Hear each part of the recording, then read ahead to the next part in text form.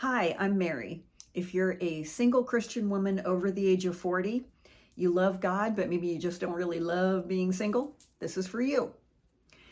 Today, I want to talk about life's lessons and how you really cannot skip over them, but also why you don't want to skip over them. One of my greatest heartbreaks came when I was dating a man. I really loved him. I thought we were heading towards marriage, and part of the reason I thought that was we had had a conversation about it.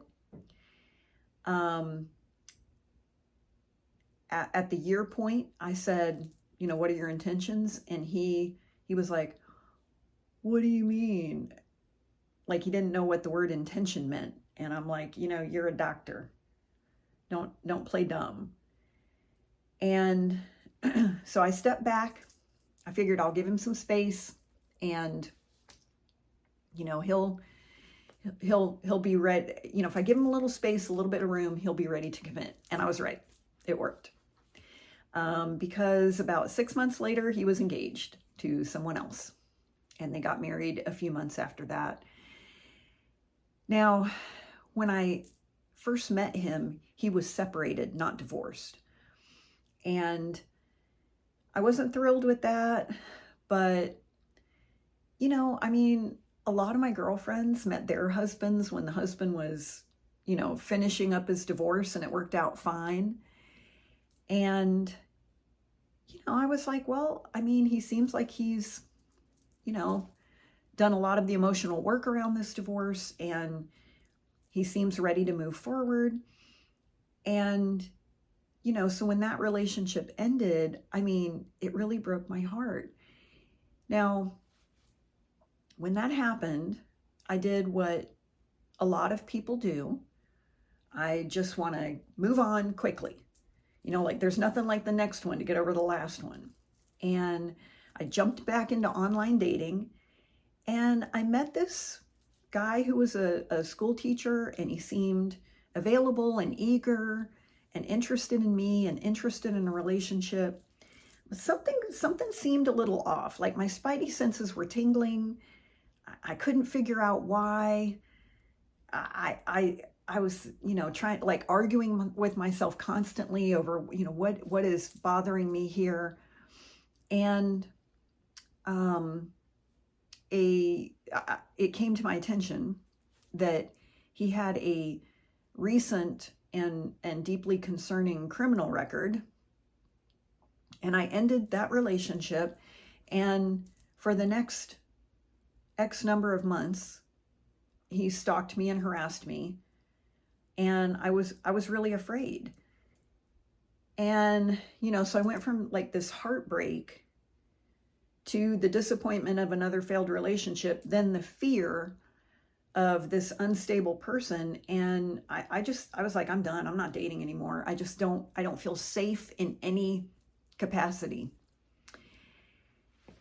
And, not too long ago, I was journaling and, just kind of saying, if I had raised my standards and stuck to them, then I probably would not have gotten involved with the doctor who wasn't divorced yet. And then if I hadn't gotten my heart broken there, I certainly would not have rushed into online dating. So I wouldn't have had the experience of, the fear and everything. And I could have just avoided like several years of heartache. And then I had a different thought that came to me, and that was, yeah, but the only way I could learn that lesson was because I had those experiences. And, I see that a lot of times with clients that I coach who are entrepreneurs, like they're working on a product launch, they're working on this, they're working on that, and they just massage it and do all this, and they want it to be perfect.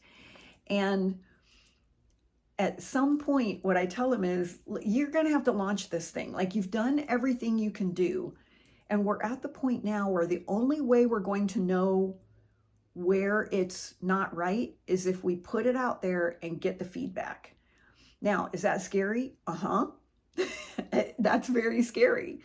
But perfection doesn't come from overthinking things.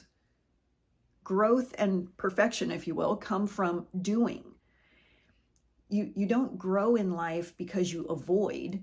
You grow in life because you go through. Positive feedback always feels good, but negative feedback is what gets you to improve. So like I tell my college students, don't give your paper to a friend of yours to review, because your friend is probably going to read it and go, this is great. And you're going to feel good, but you can take it to the writing center, take it to this person and that person. They're going to help you get it as perfect as you think it can be. But you're not going to really know what needs improvement until you turn it into your professor for a grade. And your professor is not going to try to spare your feelings. Okay, their goal is to make you a better writer. And, like I said, positive feedback feels good, but it doesn't really help you. It's easy to look back. And I think you get to an age where you think like, wow, I really wish I would have known back then what I know now. But the truth is, I wouldn't know the things I know now if I hadn't done what I did in the past. And, ideally, we would learn from other people's mistakes. That's what our parents usually have tried to do, but maybe we listened, maybe we didn't. You learn a lesson for yourself when you learn it for yourself. And we learn from the mistakes and the failures. I see this with my students. When I give them back an exam, they never come and ask me about what they got right. They always want to know, what did I get wrong and why? And I think that's smart, because obviously if you already know something, you already know it. You don't need to spend time on it. It's the things that you stumbled on that you want to get better with. And that's what you need to work on. But you only know you need to work on because you got the bad grade on it. I think most of us think that we are the exception. Like, well, that won't happen to me. My situation is different. Yeah, but I think this time things will work out. And I think a lot of times we are lying to ourselves and we're deluding ourselves by ignoring patterns. I've seen this in some of my friendships with other women, which is like they're very harsh and demanding with their other friends. And I think, well, but she's not like that with me, until she is. Or, you're dating someone and he can't get along with people. And you're like, but he gets along great with me, until he doesn't. And, a lot of times we are not wanting to learn a lesson. And, the way I've heard it said one time is, listen, in God's curriculum, you never fail. You just get to keep taking the test over and over and over again until you pass. Painful lessons teach us things that we didn't want to believe, but that we need to know. And one thing I've learned for myself is that when I'm in a situation and it seems to have hallmarks of a situation that I've been in previously, and I'm thinking, well, maybe this time will be different, or, well, maybe it's not as bad as it seems, I need to hit the pause button, and I need to be truthful with myself about what I'm dealing with. Today, I know that when I get that uneasy feeling in my spirit, that's very likely the Holy Spirit telling me, use caution here. And, hope is good. 1 Corinthians 13 says that love believes the best, but nowhere in Scripture are we told to be a sucker. So I think that the lessons we learn only have value if we use them going forward. again, going back to my college students, when, if they're just kind of memorizing stuff so they can regurgitate it on a test and get an A in the class, that's not going to help them, because when they get to the next class, there's a difference between I learned it enough to write it on the test and I know it, so that when I go on to the next class, I already know the foundation. The last thing you want is to get to the next class and realize I didn't retain any of that information. I mean, you can imagine that, like, imagine elementary school kids. If a child didn't learn what they were supposed to in math in the 3rd grade, and then they go to the 4th grade where they're supposed to be able to build on that knowledge, if they don't have the knowledge, they're in trouble. And the same is true for us in our lives. If we're going through something and we're not retaining the experience and translating that into wisdom, then we are wasting time, and God has to keep putting us in the same situation, hoping that we'll finally get it.